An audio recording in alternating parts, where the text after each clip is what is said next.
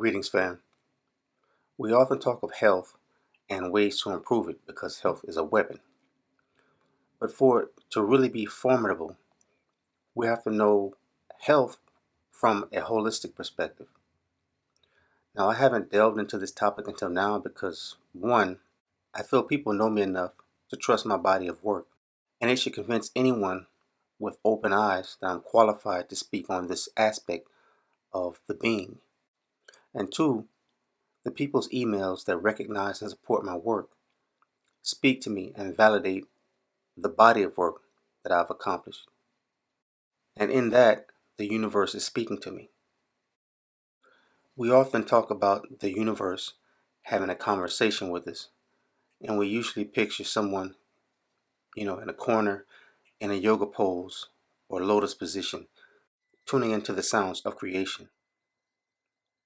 Now, that is definitely one of the ways the universe speaks to you, and that's one of the main points of this particular video.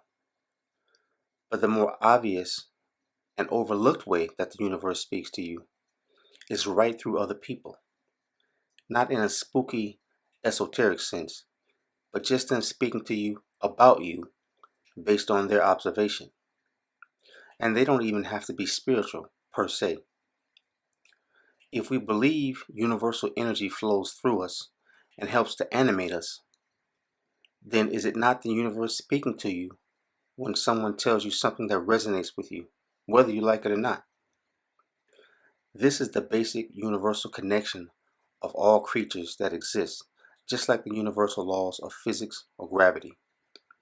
And a side note, the connection I'm speaking of is the life force that we all share. Now, please don't get it twisted that I'm speaking as a pacifist who thinks that we're all one and we should seek harmony and peace and so on and so forth. That's not the real world. So I just wanted to nip that in the bud, since when people usually speak of a universal connection, the implication is a kumbaya doctrine.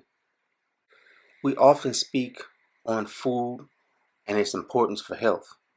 But if we're talking about holistic health, health of the mind, the spirit, and the body, then we have to prioritize spiritual food side by side with those precious edibles that maintain our physical bodies. Now, one powerful weapon I want to tell you about, in a way I don't think people often see, is meditation. Now, we all know about it, but has anyone ever told you why it works in a way that you can connect in your mind all of the dots with your present level of knowledge? I'm going to explain why meditation works. Now, if you currently meditate, I'm not telling you something you don't already know in terms of it working, but I will be telling you in a way that you can put it together and make the fundamental connections. The body heals partly because there is an energy in the etheric realm that the body needs to function. You don't just need food, you need this etheric energy. Now, how do you know you need this etheric energy? Well, let's get real simple, because the people who run this matrix, one of their favorite tricks is to complicate everything so it seems like you have to be a guru to understand how life works. When you think, there's a little voice inside your head that you, quote unquote, you hear it. But no one else hears this voice, and really neither do you, at least not with your ears. Unfortunately, this voice sounds out in an English translation, even though we're not Englishmen. Now, that's another story for another day. But this voice, quote unquote, is not a voice at all. It's energy. Fam, what else could it be? It makes no sound, has no tangible form or property, and has no discernible place of origin.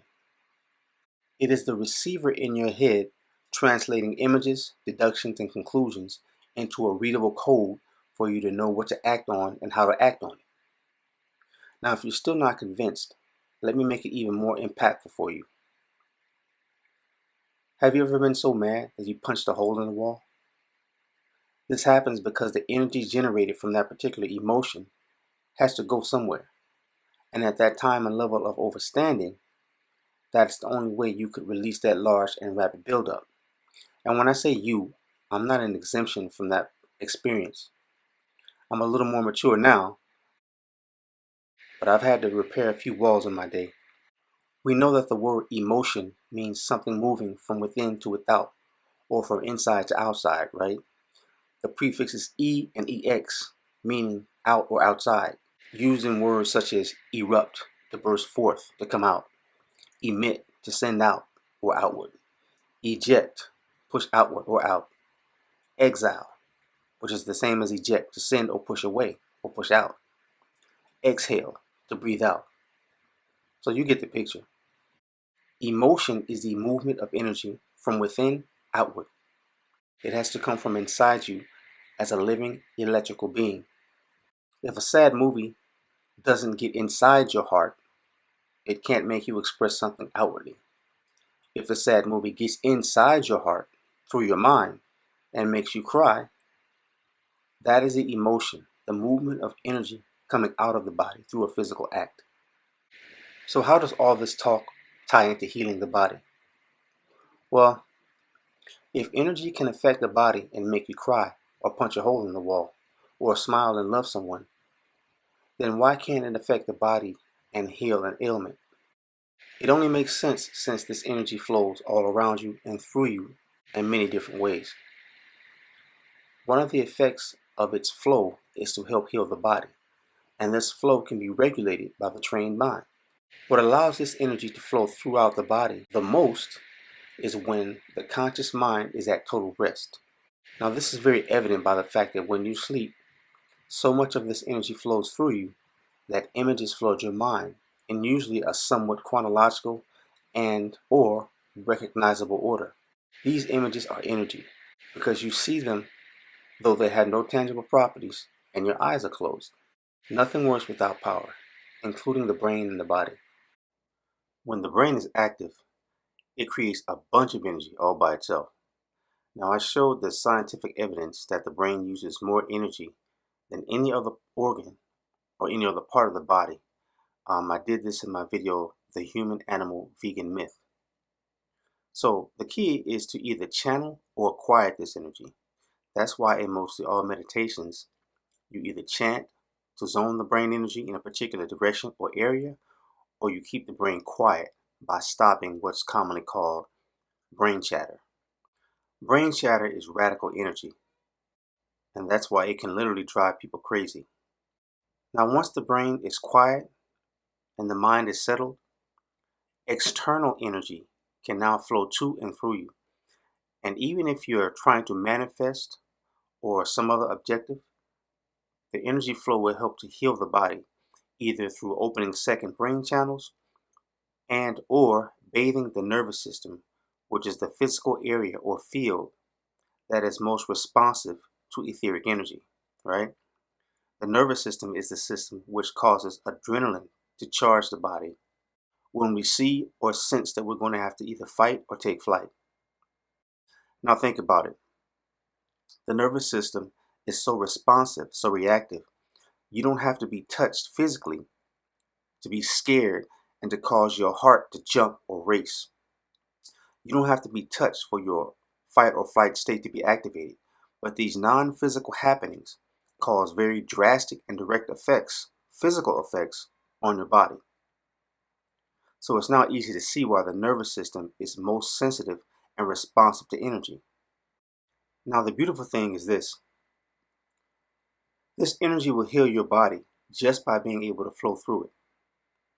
Your body and mind heal when you sleep.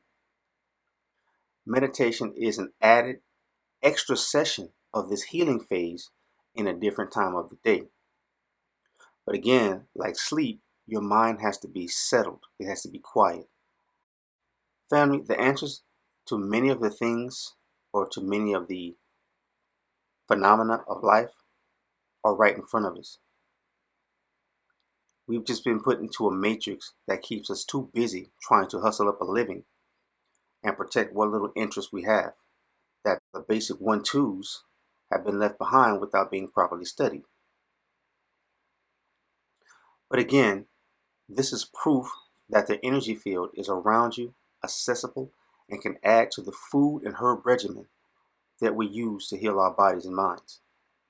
When we marry the energy of the herbs, which harvest the sun's energy, as well as those universal properties or energies, we can magnify these both energies and direct them to heal the being.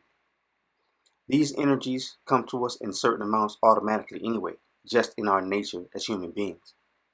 If you get scratched, what happens? The body heals itself, correct? It's not like you have to keep your mind on the area for it to heal.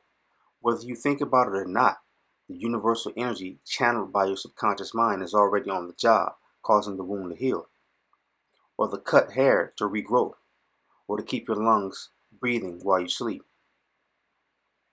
or while you're awake without having to think about it.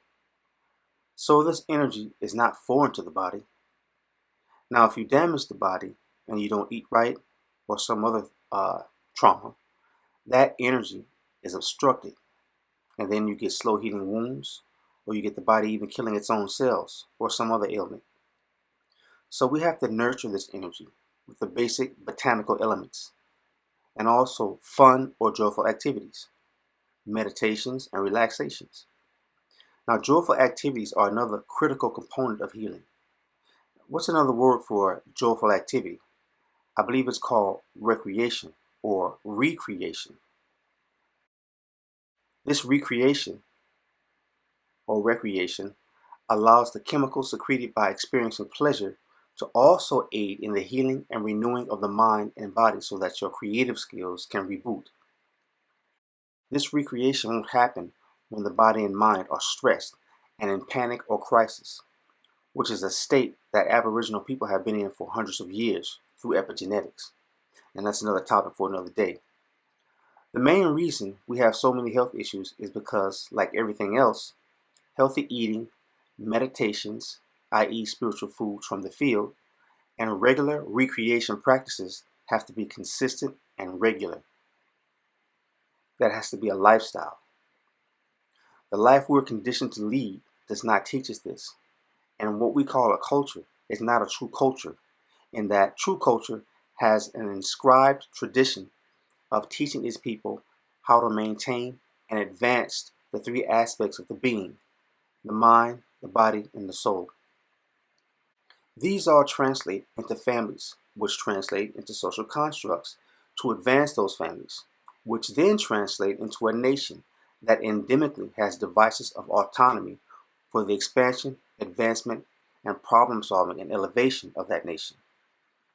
So family, you must cherish your being with a healthy intake, meditations, and recreations or recreations for holistic healing and maintenance of a strong, ailment-free mind and body. Until the next video, peace.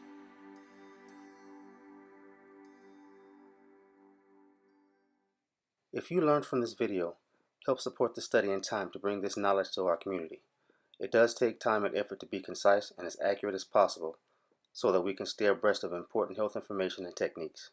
Please visit the site and follow these links.